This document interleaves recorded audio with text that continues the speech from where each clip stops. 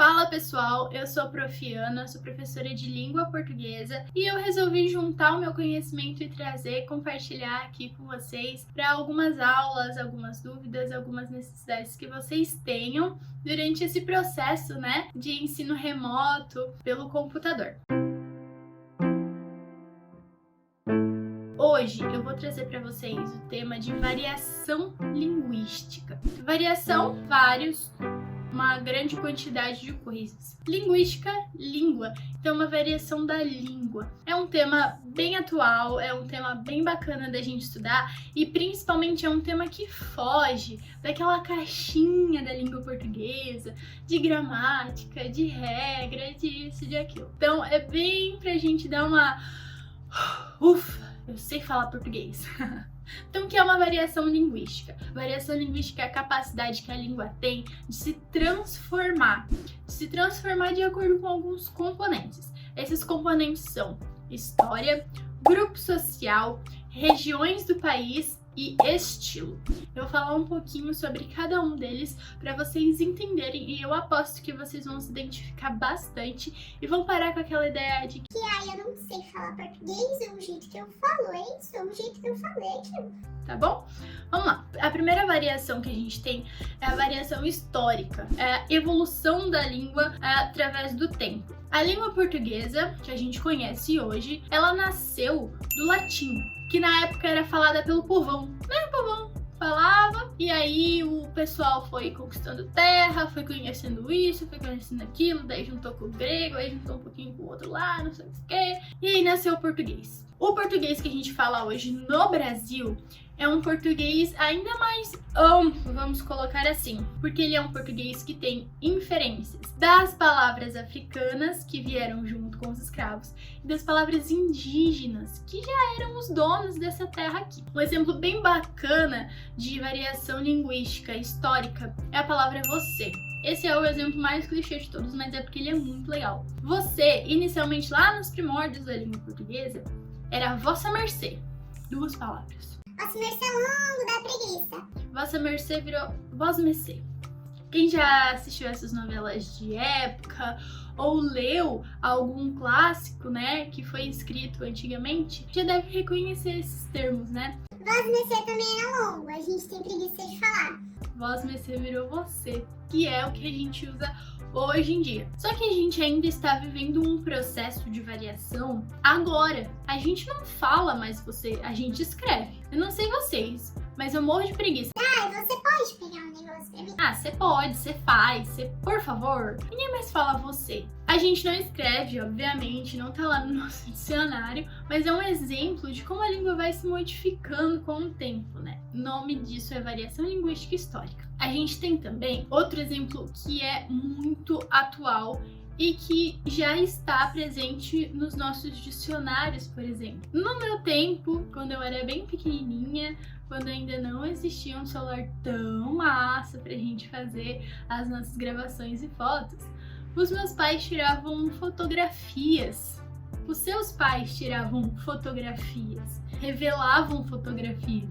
Hoje em dia a gente tira foto. Foto é uma variação linguística da palavra fotografia. Legal, né? É bem interessante pensar que a gente está vivendo essas variações, que a gente está vivendo essa transformação da língua. A língua ela está em constante transformação. Ela nunca vai ser a mesma coisa para sempre, tá bom? Outro estilo, outro tipo de variação linguística é o regional. Esse aqui é muito bacana e na nossa língua portuguesa ele é assim, disparado o mais variado de todos. Gente, qual é a briga entre biscoito e bolacha? Por que a gente briga tanto se é um ou se é outro? É os dois, biscoito e bolacha. Eu aqui em Joinville, Santa Catarina, falo bolacha. O pessoal lá de não sei aonde, onde eles falam, é biscoito. Biscoito tá tudo certo. Se pra você é biscoito, pra mim é bolacha, o nome disso é variação linguística. A língua portuguesa tem esse dom, esse talento, essa malemolência. Outro bem legal é que aqui no sul, mais particularmente Santa Catarina, a gente fala penal. O resto do Brasil inteiro fala estojo. E a gente fala penal. aquele negocinho de pôr o lápis. Outro exemplo bem conhecido e muito usado pelo pessoal também, mandioca. Mandioca, aipim, macaxeira. Dependendo da região do país, a gente vai falar de uma forma diferente, uma variação linguística. São palavras diferentes que significam a mesma coisa. Semáforo, sinal, sinaleiro. A gente tem 3 palavras para uma coisa só. Ah, mas pra que tudo isso? Porque a gente é rico. Eu sou rica! Nós somos uma língua rica num país muito rico de culturas. Rica! Então isso nos propicia essa variação, essa infinidade de palavras para que o nosso vocabulário fique ainda mais rico, ainda mais bonito. Na minha opinião, não tem necessidade dessa briga de se é biscoito ou bolacha. Pode ser os dois e tá tudo certo. Outro componente regional também que vai interferir na variação linguística da nossa língua é o componente fonético. Porta, porta, porta.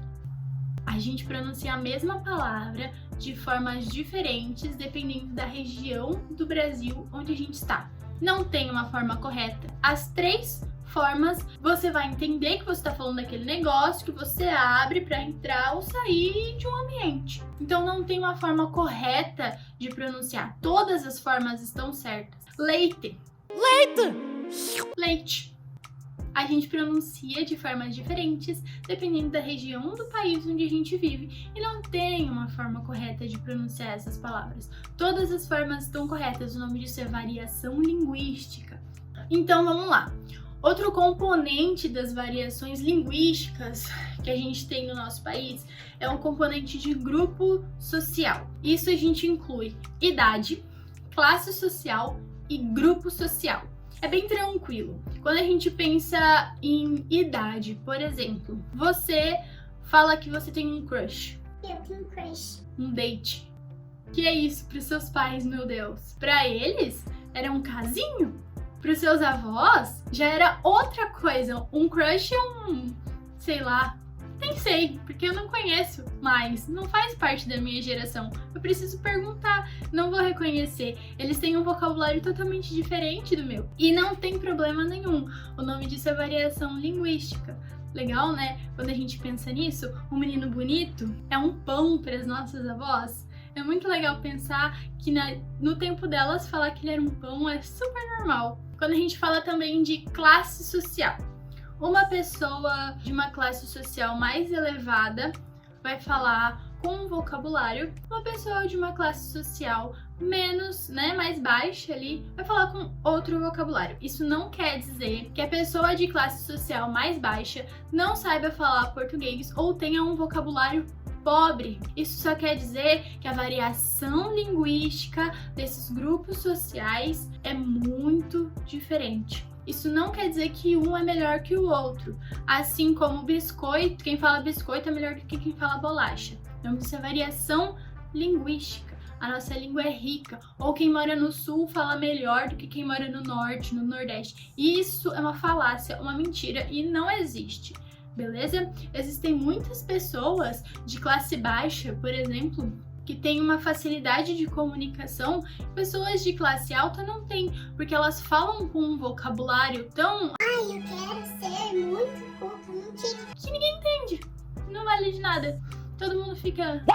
Então, a variação linguística de classe social não vai determinar se um grupo é mais ou menos instruído que o outro. Só que eles pertencem a classes sociais diferentes, beleza? Outra coisa bem legal sobre os grupos sociais são esses grupos que a gente monta durante as nossas vidas. Na escola a gente vê bastante. Na minha época, a gente tinha o pessoal do rock, o pessoal do funk, o pessoal do MPB. Cada um falava uma língua. Por exemplo, se a gente pensar, tem o pessoal do esporte. O pessoal do esporte sabe tudo de esporte. Sabe o que é uma falta, sabe o que é um pênalti, sabe o que é... E às vezes tu fica assim, viajando na maionese. Porque essa é a variação linguística deles, é como eles conversam. O pessoal nerd, quando eles resolvem falar super-herói, tu fica assim, ó... Caracas. É que eu falo um pouquinho, tá, gente? Enfim, são grupos sociais diferentes que se entendem entre si. Não quer dizer, novamente, que um é melhor que o outro. Quer dizer que eles possuem uma forma de se comunicar diferente. É uma variação linguística que é muito ampla, muito vasta, né? Variação linguística já diz tudo, na minha opinião. É amplo, é vasto, é rico. O último componente da variação linguística é o estilo. Formal, informal, coloquial e culto. Quando você vai se dirigir a um juiz, por exemplo, você não vai falar, ê, parça, tudo tranquilo. Ninguém mais fala assim, né?